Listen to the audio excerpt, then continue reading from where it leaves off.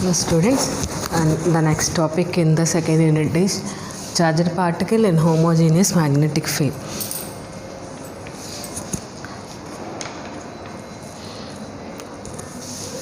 Homogeneous magnetic field means, let us consider a magnetic field. The magnetic field strength is constant at anywhere in the surface. So let us consider a uniform, we can say that it is a uniform magnetic field. When a charged particle of charge q moving with velocity v of mass m is shot into this external magnetic field, then the force exerted by this magnetic field onto this charged particle is given by F is equal to Q into V cross B. Consider a charged particle moving with velocity v of mass m is shot into a homogeneous magnetic field. The magnetic force applied on this charged particle is given by F is equal to Q into V cross B, that is Q VB sin theta. There are three different cases. This theta indicates the angle that is projected by the charged particle into that magnetic field. So first case is when the charged particle enters parallel to the magnetic field, or the second case is when this charged particle enters perpendicular to the magnetic field, or the third case is when the charged particle enters other than the angle of 0 or 90 degrees. This charged particle may enter parallel to the magnetic field, or it may enter perpendicular to the magnetic field, or other than 0 or pi by 2. When the particle enters parallel to the magnetic field, then F is equal to sin 0, that is QVB. Sin 0 is 0, that is there is no force acting on that particle. Then the particle will continue to travel inside this magnetic field, that is the path of the charged particle is undeflected, that is it will move in a straight line. The second one is when the charged particle enters perpendicular to the magnetic field, then the force exerted is equal to Q VB sin 90 degrees, that is 1, that is equal to Q into VB. When the charged particle enters perpendicular to the magnetic field, there exists some force called F is equal to QVB, which changes the direction of the charged particle. So instead of straight line, it moves in a circular path.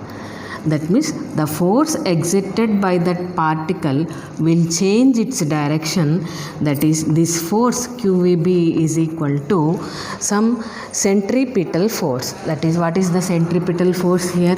If R is the radius of the curvature and m is the mass of that particle and v is the velocity of the particle.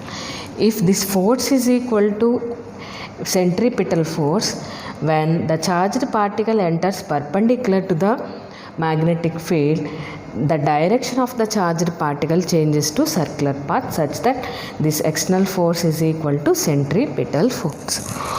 From this, VV get cancelled, R is equal to mv by qb. This is the radius of curvature of the charged particle. This radius is called Larmor's radius.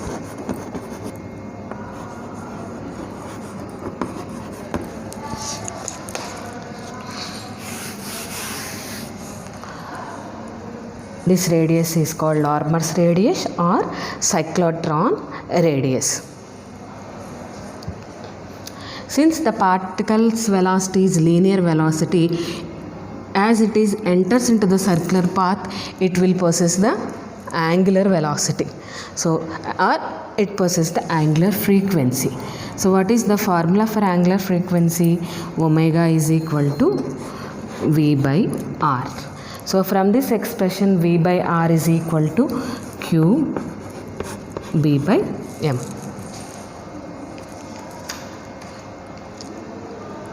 Linear frequency we can calculate like omega by 2 pi, that is QB by 2 pi m. This is called the cyclotron frequency. The cyclotron frequency, there is no velocity component, it is independent of speed of velocity. The cyclotron frequency is independent of velocity and depends upon only the value of the external magnetic field. So when the particle enters parallel to the magnetic field, the charged particle moves in a linear path, or it is undeflected, it moves in a straight line. When the charged particle enters perpendicularly, it moves in a circular path. When the charged particle enters other than 0 or 90 degrees. What happens when the charged particle enters the magnetic field other than the angle 0 or pi by 2? So this is the magnetic field.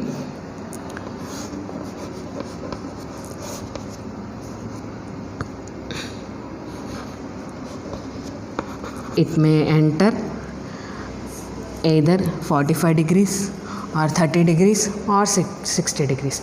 We will have two components for this velocity, V cos theta and V sin theta. V cos theta is the parallel component and V sin theta is the perpendicular component. When the particle enters parallel to the magnetic field, the path will be linear. Let us consider this is the linear motion. This is the homogeneous magnetic field.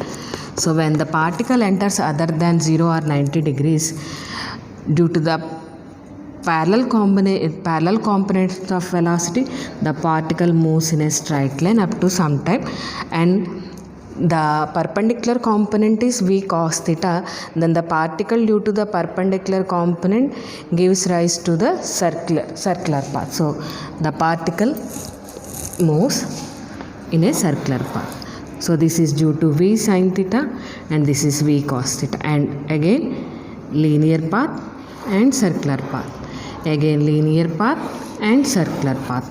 So we will have a spiral or helix path.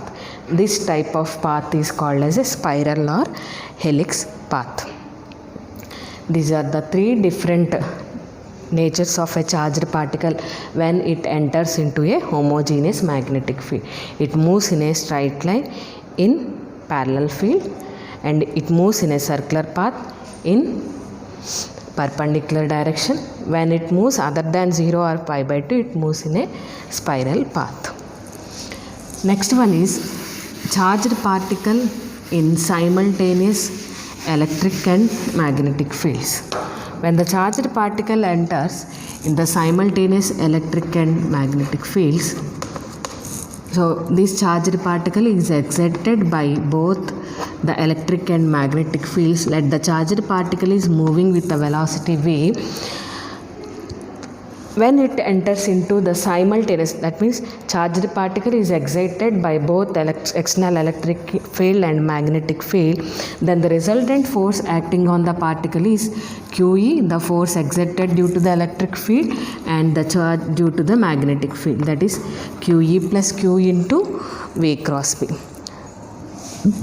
Q is common, then E plus V cross B. This is the external force acting on the particle. If this electric field and magnetic field are mutually perpendicular and this velocity component of the charged particle is also perpendicular, then if V, E and B are mutually perpendicular, then the particle motion is deflected. If these two field vectors are perpendicular, the charged particle will move continuously in a straight line.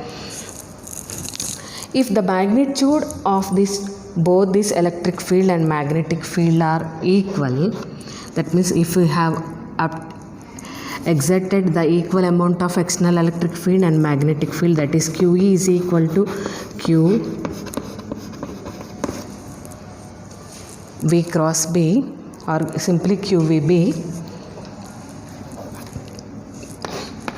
then velocity of the charged particle is E by B. This velocity is called drift velocity, given by V naught is equal to E by B. If the initial velocity of the particle is the drift velocity, that is, it is the ratio of constants. If the ratio of E and B is constant and equal, then the charged particle will move with the same velocity and it is undeflected. If the velocity of the charged particle is other than V naught, we will get a complex path like the helix path, like we have discussed in a homogeneous magnetic field.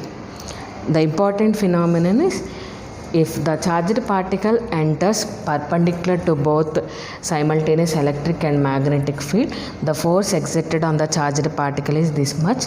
If these two forces are equal, then the particle moves with a drift velocity and it is constant velocity. Then the charged particle moves in a straight line. If it is other than drift velocity, then the charged particle gyrates. This type of motion is called gyration. So as in the homogeneous magnetic field, sometimes it moves in a linear velocity and sometimes it gyrates with angular frequency, like in the previous class, that is QB by M. This is regarding the charged particle in simultaneous electric and magnetic fields. Next one is charged particle in non-homogeneous magnetic field. These are the short answers. Non-homogeneous means the magnetic field is not equal at anywhere inside the magnetic field. Let us consider a charged particle plus Q enters into a non-homogeneous magnetic field.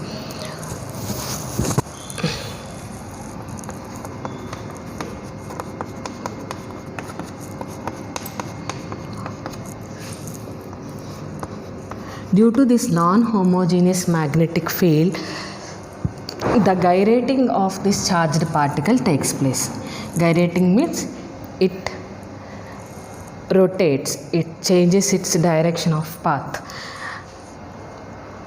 This gyrating charged particle gives some magnetic moment to that charged particle. So the magnetic moment is equal to, in general, the formula is the current flowing in a unit area. What is the charge current flowing per unit time period? So since it is moving in a circular path of radius r, this is pi r square. Time period is equal to velocity is equal to distance by time. Time is equal to distance by velocity. So in a circular path, what is the distance travelled by the charged particle? Circumference of that circle, that is 2 pi r by v. Since the charged particle enters in a circular path, that is the velocity is, here we will consider the perpendicular component of velocity multiplied by pi r square. R get cancelled, pi get cancelled, q b perpendicular r by 2.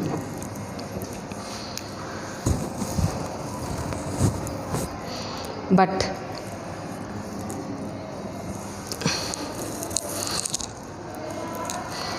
B is equal to mv by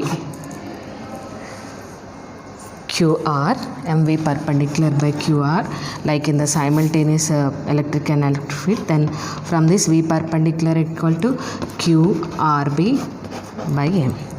Substitute this value in this equation.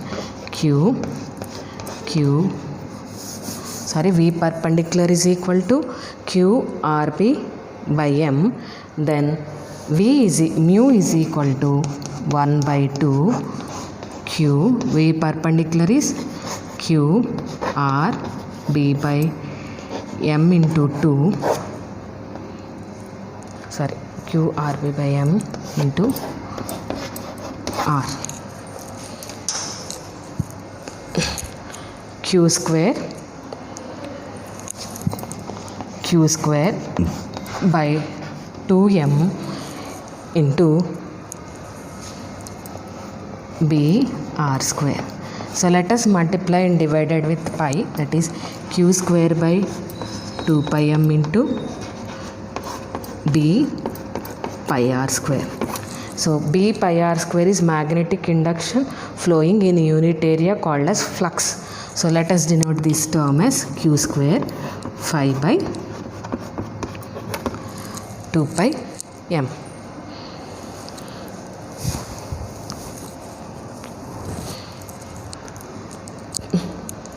So this is the magnetic moment exerted by that charged particle when it enters into the non-homogeneous magnetic field.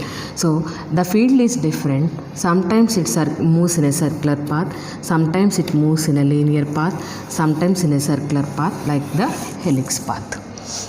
So this is regarding the charged particles in electric field, simultaneous electric and magnetic field, homogeneous magnetic field and non-homogeneous magnetic field. In non-homogeneous magnetic field, it is sufficient to write the magnetic dipole moment. If you are interested, you can write the remaining calculations of work done, what is the work done on this charged particle. This is regarding the second unit.